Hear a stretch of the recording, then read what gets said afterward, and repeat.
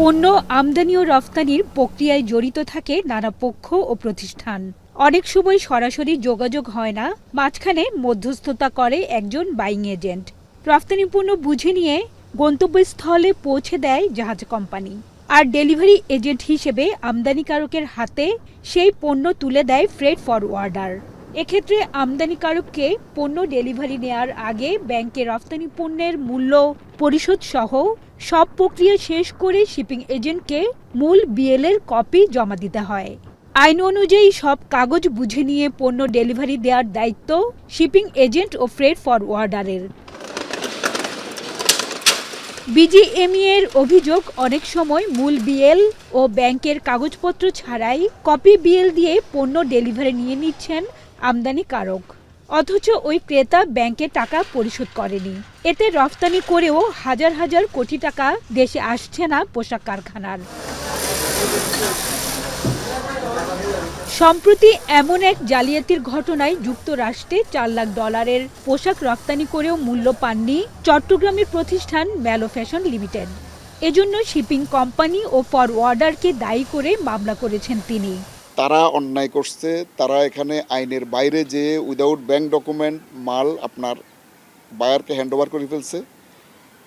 তারা তাদের দোষ স্বীকার না করে উল্টো তারা আমার এগেনস্টে প্রতারণার মামলা করতেছে তারা। তো এই জন্য আমরা এটার প্রতিকার চাই। এটা নিয়ে আমরা বিজিএমই এবং মেট্রোপলিটন চেম্বার একসাথে কাজ করতেছি। সারা দেশে আরও তৈরি পোশাক প্রতিষ্ঠান এমন প্রতারণার শিকার হয়েছে। চট্টগ্রাম মেট্রোপলিটন চেম্বার অফ কমার্সের হিসেবে এ ধরনের জালিয়াতির কারণে 20,000 কোটি টাকার সমপরিমাণ রপ্তানি মূল্য দেশে আসেনি। এই টাকা উদ্ধারে বিশেষ ট্রাইব্যুনালে মামলার সাধারণ অনুমতি চেয়ে এনবিআর ও বাংলাদেশ ব্যাংকে চিঠি দিয়েছেন ব্যবসায়ীরা। বাংলাদেশ ব্যাংকের ফরেন এক্সচেঞ্জ গাইডলাইনের মধ্যে বলা আছে যে বৈদেশিক মুদ্রা নিয়ন্ত্রণ আইনের 23 ধারাতে সংক্ষুব্ধ রপ্তানিকারক মামলা করতে পারবে, কিন্তু মামলা করতে গেলে বাংলাদেশ ব্যাংকের অনুমতি নিতে হবে। একটা সাধারণ অনুমতি দিয়ে দেন সব গ্রাহকদের জন্য, সব এক্সপার্টদের জন্য, যে কেউ টাকা না পেলে এইসব কেসে আপনি ট্রাইব্যুনালে আপনার মামলা করতে পারবেন।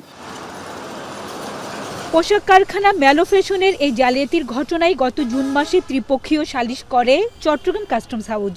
স্থগিত হয় ফ্রেট ফরওয়ার্ডার রেজর ফ্রেট সার্ভিসের লাইসেন্স।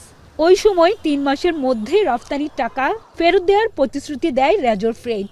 তবে এখন তাদের দাবি রফতানিকারকের অভিযোগ মিথ্যা। এটা অ্যাবসলিউটলি একটা মিথ্যা অভিযোগ যে অরিজিনাল বায়ার যার কাছে মালটা যাওয়ার কথা তার সাথে ইমেইলে কনফার্মেশন দিয়েছে যে হ্যাঁ আমরা ডকুমেন্ট সাবমিট করতেছি ব্যাংকে। ঘটনাটা আমরা নিজেরাও জানি না ওনারা কি আসলে পেমেন্ট পেয়ে এই ধরনের কাজ করতেছেন বা বলতেছেন নাকি না পেয়ে এইগুলা বলতেছেন, এটা আমি সঠিক বুঝতে পারতেছি না।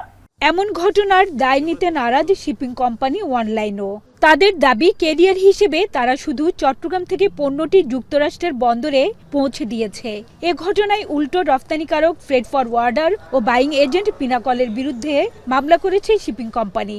Bank document properly forwarder try করার কথা, ফরওয়ার্ডার এটা এখন আসলে লিগালি বিচারাধীন আছে। তো আমরাও কেস করেছি, আমরাও সিআইডি এর কাছে কেস করেছি। এখানে আরো অনেক ঘটনা আছে, তো আমরাও সিআইডি কে কেস করেছি, বাংলাদেশ ব্যাংকে কমপ্লেন করেছি। বিজিএমইএ নেতারা বলছেন, এক্ষেত্রে যথাযথ কর্তৃপক্ষকে পণ্য ডেলিভারি না দিলে বা রফতানি মূল্য দেশে না আসলে সব দায়-দায়িত্ব শিপিং কোম্পানির।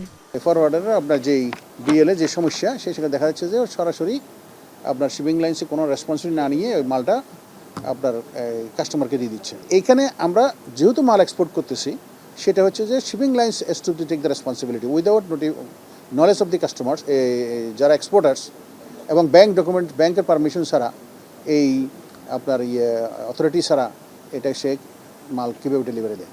নানা পক্ষের এমন পাল্টাপাল্টি অভিযোগ আর মামলায় জালিয়াতি নাকি অর্থ পাচার, সেটা নিয়ে বেশ জটিলতা তৈরি হয়েছে। তাই ঘটনার সুষ্ঠু তদন্তের দাবি জানিয়েছেন খাত সংশ্লিষ্টরা। হাজেরা শিউলি, এখন, চট্টগ্রাম।